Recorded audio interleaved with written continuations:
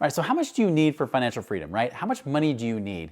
How much money do you have to build up to if you have to accumulate the money? What does you have to get to that financial freedom number? I'm here to tell you that even though I used to be a financial advisor, I found the long path to get there, which is the common path that every financial advisor will tell you, and then there's a shortcut.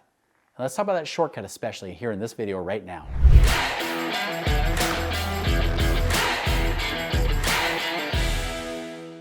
Okay, so first and foremost, I gotta know what you mean by financial freedom, right? Because everybody defines it differently. Is financial freedom just being able to pay your bills? I get a lot of people that say that. Is financial freedom to you saying, no, I want to be able to pay my bills and then some, right? Some people call it FU money. I'm trying not to swear on this channel so you can keep it PG for your kids in case you're listening in the car right now, right? But what is it? Like, what kind of money does that look like? What does financial freedom look like to you? That has to be defined first. Now, there could be a number associated to it, but sometimes people don't know what that number is exactly because they don't know what financial freedom is for them. Now, if we're talking about financial independence, this is how I define it. Financial independence means you have enough income coming in from your investments to pay your monthly bills.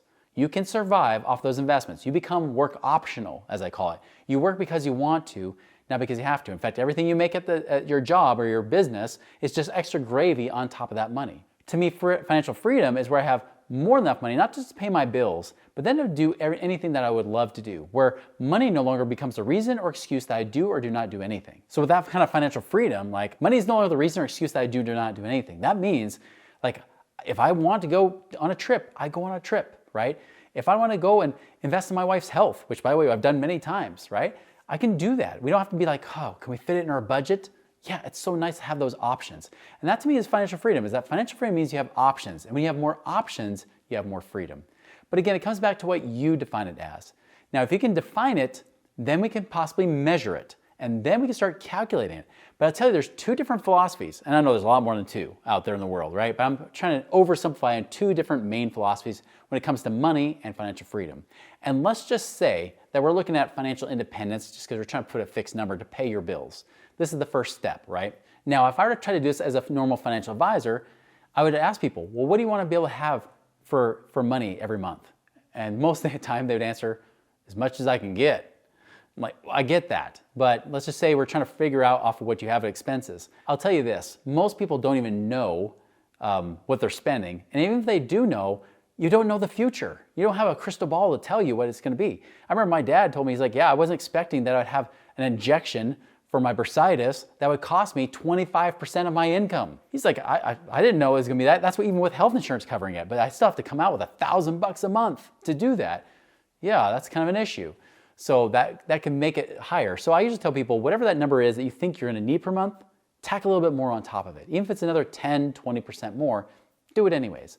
So let's just say you're spending $7,000 a month, maybe make it $8,000 a month. I get a lot of clients, they're like, yeah, $100,000 a year, that's what I want.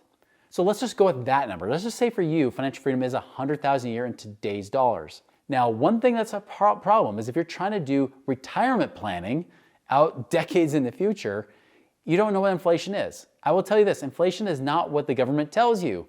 They show a lower number so they don't have to raise Social Security up so much so that they can keep Social Security lasting so they don't run out of money because they go into debt more and more every time they try to do it.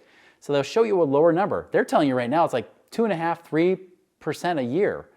Guys, it's more like probably at least 6%, 7% a year. So if you're trying to do those little retirement calculators, putting it in, that's an issue for one. And I'm gonna try to do this overly simplified. Even if you don't have a calculator, I'll show you a way to do this in a second. But two, you also gotta figure out what kind of return you're getting. If you're in the stock market, like typical mutual funds, I would not put anything higher than 8%. You will be lucky to get 8% long term. Why? Because the S&P 500 itself has only done 8.74% the last 30 years, and that's with the biggest bull market run, the biggest up market run that we've had in almost all of history, okay? So we've had the best 30-year range that I've seen in a long time, probably, well, forever. The longest I've seen since I've tracked in the last 20 years, but even when I go back in history, I can't find a time other than the Great Depression from the low to the high. Other than that, I can't find another time where it looked this good. And so as a result, I would say if you get 8%, you are lucky, okay? You put that 8% in, you're even putting like 4 or 5% inflation, you're gonna realize you have to save a crap load of money. Here's what I found. If you're trying to be kind of conservative about this all, and you're trying to put your money in the stock market, whatever you're saving per month is about what you'll live on per month after inflation. That's pretty much it. If you're putting away 20 grand a year, you're max funding your 401k right now, you will probably live on about 20 grand a year lifestyle after you factor in inflation. I know it's not exciting because nobody wants to live below the poverty line, but that's kind of reality. You might, if you have 40 years, it might be like a 30,000 a year versus 20,000 a year lifestyle, but it's not going to be much more than what you're saving right now. That's the hard reality. That's the sad truth. Unless all of a sudden things, crash, but if they crash on the inflation side, your stock market will crash too and you won't make 8%. So kind of washes out.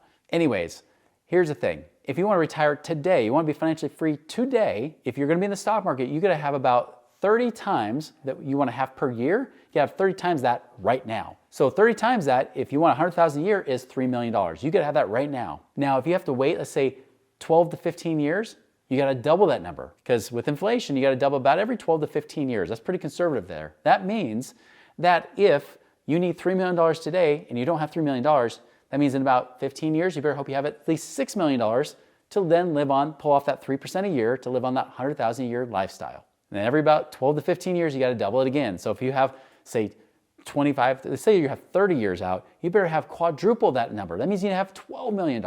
This happened with one guy that reached out to me. He had $3 million saved up. He was like, all right, I can do it. I said, that's cool. I'm like, that's awesome. And he's like, yeah, and I'm saving $200,000 a year. Like, this guy is packing away money like crazy. He meets with his financial advisor. This guy's 52 years old. He meets with his financial advisor. He says, hey, Mr. Financial Advisor, I want to be financially free. I want $500,000 a year. Guess what his financial advisor said? Well, based on these rates, let me calculate this. All right, you need to keep saving that $200,000 a year for the next 13 years.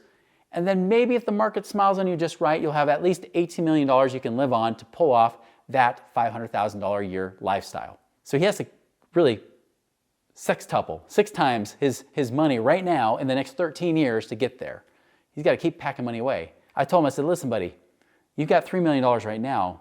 With the kind of investments that we talk about doing, this is the solution I would recommend if you want to get financial freedom faster and proven to work. It's in alternative investments, things like real estate investing, but not buying it in your backyard. You can actually be a passive investor where you're investing with other real estate investors, and what they're doing, they might be paying you double-digit returns on that money. And so I told him, I was like, listen, even if you only got paid on the low end here 10% a year, which is kind of lower for some of our investments, 10% a year on your $3 million would pay you today $300,000.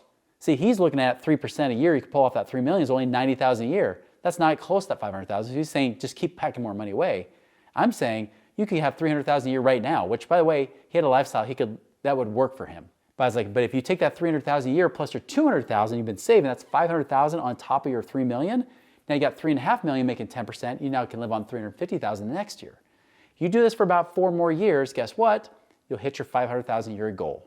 You don't have to wait 13 years and hope that the market works well. Really, you could probably do it in the next 3 to 5 years. You could be easily financially free based on living on a $500,000 a year lifestyle.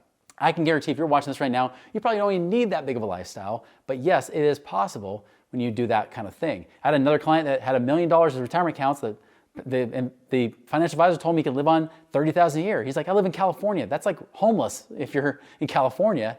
No, I need something better. And so instead he started doing these other alternative investments, generated over $100,000 a year, and he was now financially free in retirement, much better than his own colleagues that had done the same thing. That's the difference. Again, financial freedom all depends on what your number is, right? What that is, but the possibility of getting there, the vehicle to get you there, doesn't have to be the traditional crap that financial advisors teach you and everybody else, from the Ramsey Show to Susie Orman to Jim Cramer, all these other crappy people out there that make all their money telling you what to do, but not actually making money themselves in those things. Great, you can make more money doing this instead, because there's been many, many of us, tens of millions of us that have actually done it and proven it in our own lives. You can do it too. The first step here though, subscribe to this Money Ripples channel, start digging in deeper, because we got more ways of how you can actually do that. What are those investments and what are those alternatives? Check that out now.